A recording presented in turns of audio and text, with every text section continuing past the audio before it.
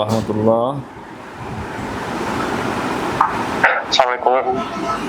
জি, কে বলছেন ভাই? আপনার কথা তো ভেঙে ভেঙে আসতেছে। এবার ঠিক আছে। জি ভাই, কে বলছিলেন? কালকে যে আমরা সাথে কথা বললাম ও রেকর্ডিং তো আমরা ছাড়ার কি দরকার ছিল? রেকর্ডিং ছাড়লে কি সমস্যা ভাই? মানে আমি নিজেকে বিরাট নিজেকে কি মনে করেন আমি? আমি তো নিজেকে মুকাল্লিদ মনে করি। তা আপনি একজন মুজতাহিদ মানুষ, ফোন দিয়েছেন, তো আপনার কথাটা মূল্যবান না? জাতির শোনার দরকার ছিল না? একজন কালকে যারা মুজতাহিদ ছিল ভাই, যেন আবু হানিফা, ইমাম মালিক রহিমাহুল্লাহ, তারা যাই বলতেন মানুষ তাই লিখতো, লিখে রাখতো, নোট করে রাখতো। তো আপনি তো একজন মুজতাহিদ না, আপনি তো মুকাল্লিদ না। সালাফি মানেই তো মুজতাহিদ। তো একজন মুজতাহিদ একটা কথা বলবে, সেটা রেকর্ড হবে না, কল ছাড়া হবে না, সেটা কি হয় বলেন? আপনার থেকে আমাদের শিখার আছে না? জাতির শিখার আছে না? তাই আপনি একজন মুজতাহিদ, তো মুজতাহিদের কথা আমি রেকর্ড করবো না তো কার কথা রেকর্ড করবো ভাই বলেন? তারপরও আপনি আমাকে কল দিয়েছেন, আমার কি সৌভাগ্য যে একজন সালাফি মুজতাহিদ আমার কাছে কল দিবে, আমি তার কথাটা, বক্তব্যটা সংরক্ষণ করব, মানুষের কাছে ছাড়বো, মানুষ শুনবে, শিখবে আপনাদের থেকে ইজতিহাদ। এটা কি গুনার কাজ করেছি আমি? তো আজকে কি কথা বলার জন্য ফোন দিয়েছেন? এই রফুলিয়া দিন মানসুখ হয় নাই, আল্লাহ রাসূলুল্লাহ সাল্লাল্লাহু আলাইহি ওয়াসাল্লাম এই আল্লাহর সাথে সাক্ষাৎ পর্যন্ত রফুলিয়া দিন করেছেন, ওইটার জন্য কল দিয়েছেন নাকি? হ্যাঁ, আমি বলছি পরীক্ষায় জানবো আপনি। একটু স্পষ্ট করে বলেন না। আমি যে কালকে আপনাকে ফোন করলাম জানার জন্য, কিন্তু আপনি হঠাৎ করে আপনি জানবেন কিভাবে? আপনি মুজতাহিদ সালাফি মানুষ, আপনি আমার থেকে জানবেন? এটা কোনো কথা? কেন মানুষকে ভুল থেকে নিয়ে শোধরাতে পারে না? মুজতাহিদ মুকাল্লিদ থেকে শিখবে, এটা কেমন কথা ভাই? আমি হইলাম মুকাল্লিদ, আপনি হলেন মুজতাহিদ। সরাসরি কোরআন হাদিস থেকে আপনি বের করেন, আমি তো সরাসরি কোরআন হাদিস থেকে বের করতে পারি না। এজন্য আমি আবু হানিফা, ইমাম আবু ইউসুফ মোহাম্মদ আর অন্যান্য ইমাম রাহিমাহুমুল্লাহ তাদের বক্তব্য দেখে ঘেটে ঘুরে তারপরে কোরআন হাদিস বোঝার চেষ্টা করি। আর আপনি সরাসরি কোরআন হাদিস থেকে আমল করেন, তা আপনি আবার আমার থেকে জানার জন্য ফোন দিয়েছেন, মানে কি বুঝলাম না। আচ্ছা, আপনার নামটা কেন, কি নামটা যেন কি ভাই আপনার? আব্দুস সামাদ। আব্দুস সামাদ ভাই, আপনি কি যেন করেন?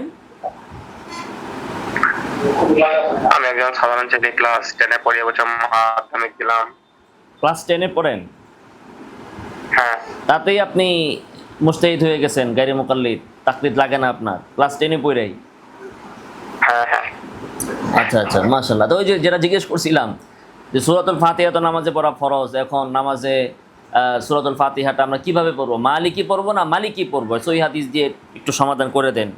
আমরা দেখি কোনো কারি মালিকি পড়ে, কোনো কারি মালিকি পড়ে, কোনো মাযহাব তো মানা যাবে না। সহিহ হাদিসে কি বলতেছে এই বিষয়ে? হাদিস লা সালাতা লিমান লাম ইয়াকরা বিফাতিহাতিল কিতাব, যে ব্যক্তি সূরা ফাতিহা সালাত বাতিল, তার সালাত বাতিল, তার সালাত বাতিল, তার সূরা বাতিল, তার সূরা বাতিল, তার সূরা বাতিল। এখন এই যে সালাত যে বাতিল হয়ে যাবে, এই সূরা ফাতিহাটা কোনটা, মালিকি না মালিকি, কোনটা সূরা ফাতিহা সেটাকে বুঝতে হবে না ভাই? তাই এখন কোনো কারি দেখি পড়ে মালিকি, কোনো কারি পড়ে মালিকি। এখন ওই যে এই যে একটা মাযহাব আছে কেরাতের ক্ষেত্রে, হাফসের রিওয়ায়াত, ইমাম আসিমের কেরাত, এই মাযহাবে হলো মালিকি। এখন মাযহাব মানা তো শিরিক, তাহলে এখন কেমনে পড়তে হবে? আপনি একটু সহিহ হাদিস দিয়ে এটা একটু প্রমাণ করে দেন, আপনি যে মালিকি না মালিকি।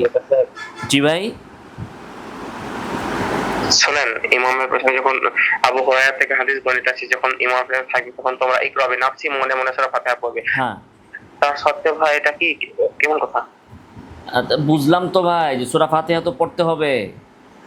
এখন সূরা ফাতিহাটা সহি করে আমাকে শিখতে হবে না?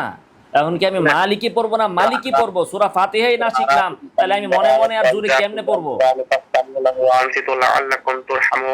যখন তোমাদের সামনে কোরআন পড়া হয় তখন তোমরা মনোযোগ সহকারে শোনো এবং চুপ থাকো। লাআল্লাকুম তুরহামুন, এটা আল্লাহর পক্ষ থেকে তোমাদের প্রতি রহমত নাজিল হবে। হ্যাঁ, ঠিক আছে। তো তো এই দলিলটা, এই যে আপনি যে ভাই পড়লেন লাআল্লাকুম তুরহামুন, এটা কোরআনে তো আছে লাআল্লাকুম তুরহামুনা, নুনের উপরে তো জবর দেওয়া, মুজারের সিগা জবর, তারপরে তুরহামুন সাকিন করলেন যে? হ্যাঁ, তো এটা আয়াতের ব্যাখ্যা যেটা আমরা বলেন, ব্যাখ্যা তো পরে আগে আয়াত ঠিক না করে ব্যাখ্যা করলে হবে? তা আয়াত কি এখানে তোর হামুন না তোর হামু না কোনটা? তুরহামুনা দুটোই হবে। আপনি কোরআন শরীফ খুলেন, দেখেন ওখানে লেখা আছে তোর হামু না, নুনের উপর জবর ফাতহা, আপনি তোর হামুন সাকিন দিচ্ছেন কেন? ওখানে আয়াত আছে ওই জন্য। আয়াত আছে বলতে বুঝলাম না। আয়াত শেষ এর জন্য? হ্যাঁ ওয়াকফ করছেন এই জন্য? হ্যাঁ। তাহলে ওয়াকফ করলে যে জবর সাকিন হয়ে যাবে, সহিহ হাদিস দিয়ে প্রমাণ করেন। সবকিছু কি হাদিসে প্রমাণ করতে হবে নাকি? তাহলে কোরআনের ক্ষেত্রে হাদিস লাগবে না, তাহলে হাদিস লাগবে এটার কোন জায়গায়? হাদিস তাহলে গোড়ার ডিম কোন জায়গার লইয়া? তাহলে আপনি কিসের মুস্তাহিদ? আপনি তাহলে কিসের মুস্তাহিদ? কোরআনই পড়তে পারেন না হাদিস দিয়া, আপনার হাদিস কোরআনই চলে না, তো আপনার হাদিস খালি চলে লা সলাতা ইল্লা বিফাতিহাতিল কিতাব, শুধু এক মাসলাতেই আপনি ইজতিহাদ শিখছেন। হ্যাঁ, আপনি শুধু গোড়ার ডিমের দলিল তো জানেন না কোনটাই। এই যে আপনি কোরআনের আয়াত জবরে আপনি সাকিন দিয়া দিছেন, দলিল দিতে পারলেন না। মাওলানা মিথ্যাবাদী মাওলানা। আস্তাগফিরুল্লাহ, মিথ্যা কিভাবে বললাম? আপনি কোরআনের জবরে সাকিন বানাইয়া দিছেন কোনো দলিল ছাড়া, এটা মানতেছেন আপনি? কোনো দলিল ছাড়া কোনো কিছু মানাই তো শিরিক।